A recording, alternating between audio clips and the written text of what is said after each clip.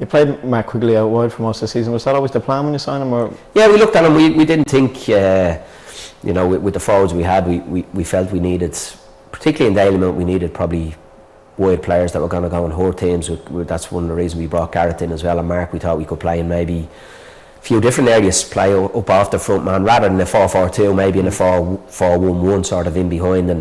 And just with Mark, he tends to drop a little bit deep when you put him into that role. But I think he got great joy in wide areas because he got faced up on defenders, and when he does that, he's very difficult to mark because he's 2 good feet, Mark, in fairness, and he comes inside. And I thought he did really well for us this season in the wide area.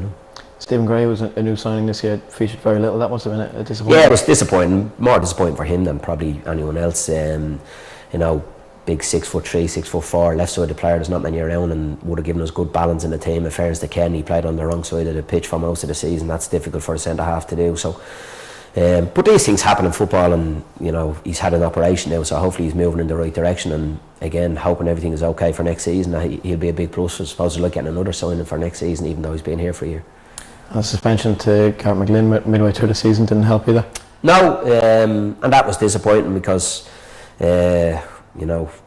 Probably shouldn't go into it, but when we spoke to about signing Garrett and spoke to people who were in the game, the opinion was that he wouldn't serve a ban, and obviously we're disappointed. I was disappointed for Garrett as well. He held his hands up, and but like I said, in relation to me, he's obviously learned a valuable lesson, and the rest of the players in relation to gambling is not acceptable. And but I think when you see him when he came into the team, he gave us something different, and he's a bit like Mark as well. He's able to play in that little role off the striker or in front of 2 midfielders, So it was good to have him back when we got him back, but I'd like to have him a little bit earlier, to be honest. I know you won't want to signal anyone out, but who do you think our best performer was this season overall? I don't know. It's consistency wise, I thought Glenn Cronin had a very good season for us. Thought he was, he probably, in relation to on a regular basis, I think he performed to a level that we would like. Then Keego again probably performed, had a few little dips in the season, but again picked up a couple of injuries. But I think in general we didn't have anybody that set the world on fire. I think as an individual, I thought Glenn was good for us consistently over a long period of time. And I don't like singling out players, but we as a unit we probably had a lot of fellas that have been, like I said at the start, they all got a fair crack at the whip. They all played, so nobody really got that. Even if you look at looked at the programme on Friday and looking at the appearances, there's a lot of fellas that played, matches, but nobody has really played loads of matches as such, So I'd probably, if you're asking me, I'd probably say I thought Glenn consistently, particularly over the last 3 months, I think he dragged us, back into it with some of his performances. And then just looking away from those for a minute, who do you think has been the best performer in the league? Who's that player you've been enjoying watching? Well, I think Joseph has been fantastic. We'd love him to keep Joseph, and he's just different to the league. Obviously Gary Twiggs, fantastic goal scorer, and he's done really well for overs in games where he probably hasn't been in it, and he comes up with a goal, and that's what goal scorer is about. A bit like Jason over years. Crowley the same, and they're very hard to get, and when you get them you want to hold on to them. But there's a fair few decent players in the league. I think the young boy Williams, I think, is a decent player as well. And I think you as a manager of this football club, you're not looking outside to see who was the best. But if you ask me who would like to take, I'd like to take or keep Joseph, to be honest. Because he gives you something different. And maybe in the games we're talking about here, where we didn't have enough to win matches, he may be in a difference in that. Just looking to the future now, where to now for Bows? Who's coming? Who's going? I don't know. The honest answer, try to be as honest as I can. I haven't spoke to the board yet. The board haven't spoke to me in relation to next season.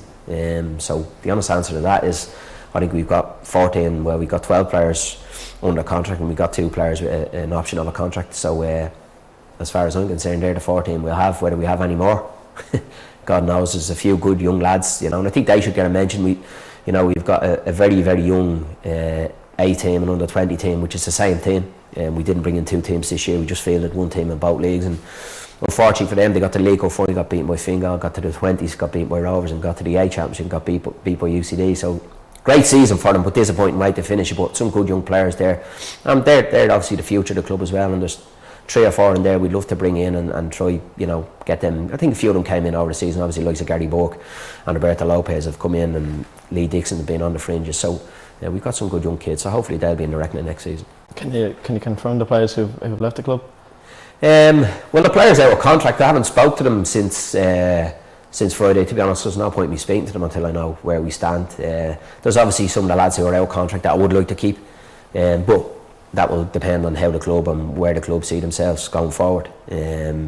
Obviously, I'll probably forget some, but out of contract I think is Conor Powell, Jason McGuinness, Anton Murphy, Mark Quigley, Jason Byrne, Killian Brennan. I think that may be it. I think so. I think that's everybody. And everyone else, like I said, there's 12 are under contract and 2 have an option of another year. I'm just looking to your own future then. Would you be confident of staying at the club next season? Yeah, but it's like I say, it depends on what the club want to do. You know, if the club want me here, I'll be here.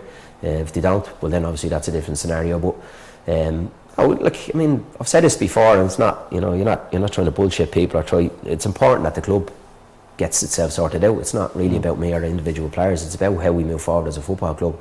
I'd like to be part of that. I have a contract at the club. So if we're moving it forward, then we've got to move it forward together, you know, and that's, you know, obviously that's for the board to discuss and see where they want to go with it. Like it's a great football club to manage, and you know, I'd like to continue to do that, to be honest. And finally, Pat, it's going to be a long pre-season for supporters. What would you say to them? I think, you know, they've had a lot of good years, I think, over the last number of years, and I think that's in football, you know, the good times I think you enjoy more when you've had experience some bad times. At the moment we've had some bad times.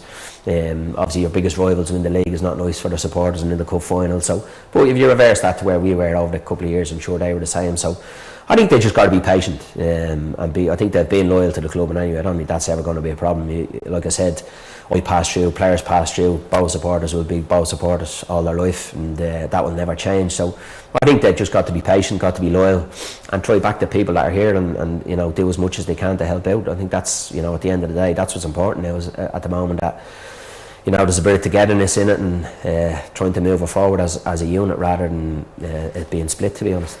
Thanks, Pat. Cheers.